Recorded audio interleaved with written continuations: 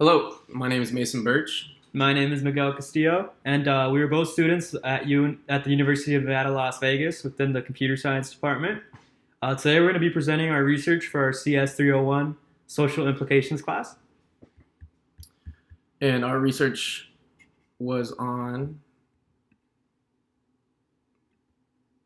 the social disease, how social media affects mental health. So to give a brief introduction, we're currently living in an age of prescription medicine where 13.2% of Americans are prescribed antidepressants, and on the other side with anxiety, about 40 million adults living in the United States suffer from anxiety. So in our research today, we're proving that there is a direct link between social media addiction and depression/anxiety, especially when pertaining to manipulative tactics used by these social media platforms in order to keep you addicted to social media.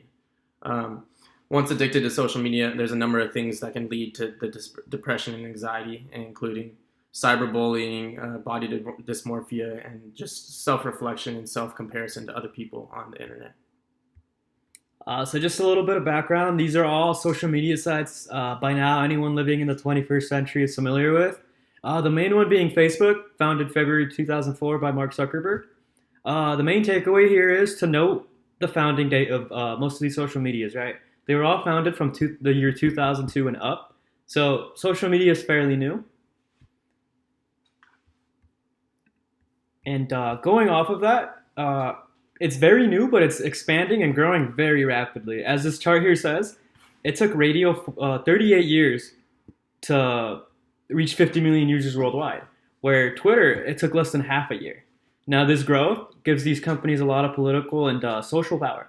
They are very well funded due to their popularity, and overall, they're in a way killing traditional media as well. Newspapers are less popular, so are magazines, all because people are directing their time to Twitter, Snapchat, Facebook, etc.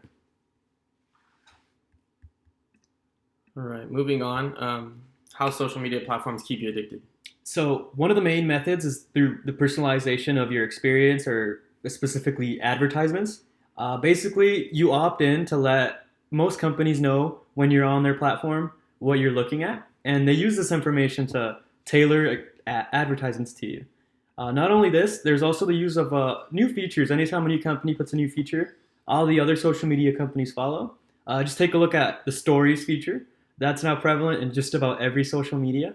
And again, these are just things to keep getting people hooked, keeping you on their application for longer. So piggybacking off that idea of keeping you hooked, push notifications are a big part of that.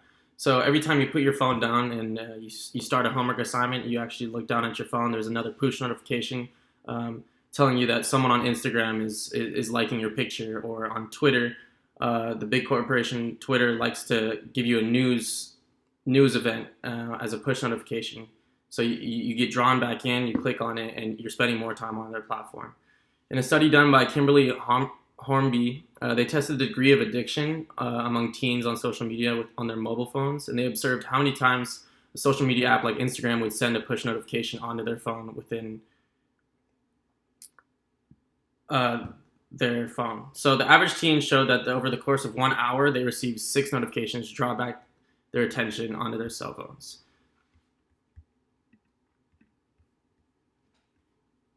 So current legislation. In today's world, there are many laws that balance some freedoms of the internet, net neutrality, censorship, patents, stuff like that.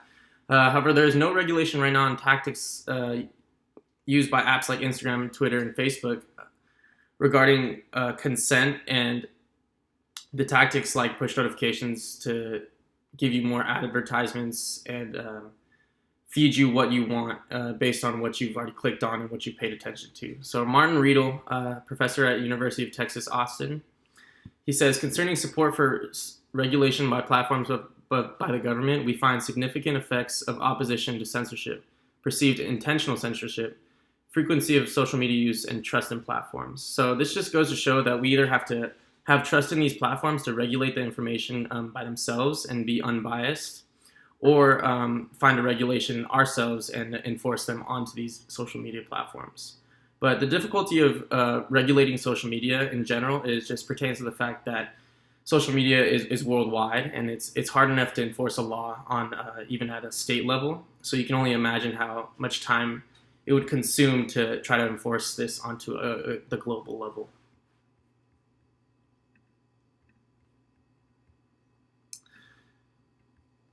Moving on, after the social media platforms get you addicted, it causes a dependence on you. So one negative drawbacks of this dependence is anxiety. So a case study done by Abadamas Hiba, they just studied the social comparison with others on these sites, self-esteem, and frequency of checking social media accounts on a daily basis, and how it affected mental health. So from the 264 participants, there was 148 people that showed moderately high correlation between negative social media use and mental distress. Just to continue on the anxiety, out of 312 university students from a new university in Turkey, there was a negative relationship between social media addiction levels and their happiness levels. On the other hand, there were findings that showed a positive relationship between social media addiction levels and loneliness levels. Now, moving on to the next big way that social media can affect their users is depression, another mental health disorder. Depression is usually caused by self-esteem and self-worth issues. These things all stem through the use of social media. If people begin to compare themselves to people that might have more than them, then you begin to question your own self-worth, and this is just a tumbling block that leads you down a depressive rabbit hole. The scariest thing about this is that young people seem to be the most affected by this. They're the ones that seem to be comparing themselves to older people, to their fellow peers in better positions, and so on, leading to this depression. Another very scary thing is that it's been proven that social media does produce a heightened enjoyment in the moment, but in the long run, it does lead to depression. Again, just to reiterate, social media is a new technology. The long-term effects are very unknown. That's something we're going to be finding out within the next generations. So this is just a quick visual on a graph showing the suicide rates of teenage girls. One of the big variables to consider in this is just body dysmorphia and self-comparison to like Instagram models online. So you can see right at 2009 right here, there's a really big spike in an increase in these graphs you see. And there's a 70% increase on those girls from 15 to 19 and 115% increase from 10 to 14 after that spike of 2009 when social media became available on the mobile phone. This just goes to show that once younger women just started getting addicted to social media, just paying attention to everybody on the internet more, there was just a lot more insecurities that were born from that. All right, so now we want to go ahead and take just a brief look at the other side of this coin.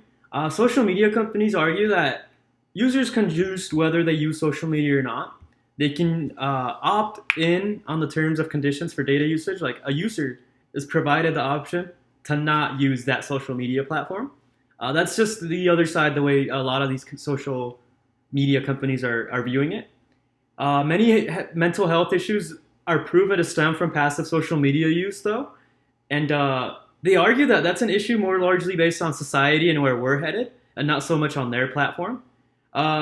Against that, though, any site you go on, there's bound to be a login with Facebook button. This is in a way subconsciously telling people, hey, like, you're missing out if you're not on Facebook. It makes the login process so much easier as well. And these are just small little pushes that these companies are doing. And again, it just goes back to entrepreneurship, where companies should be allowed to create a product and push it out.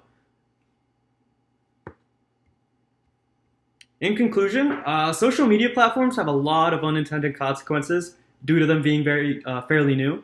There's a lot of moving parts here and separate agendas. Each company has their own, really, and the public's not going to know them. So more does need to be done, though, to reduce the impact on the user's mental health that passive social media has been proven to cause. The numbers with regards to anxiety and depression, as well as their links to social media, they're only going to continue to grow until regulated. And these are references. Thank you. Thank you for listening.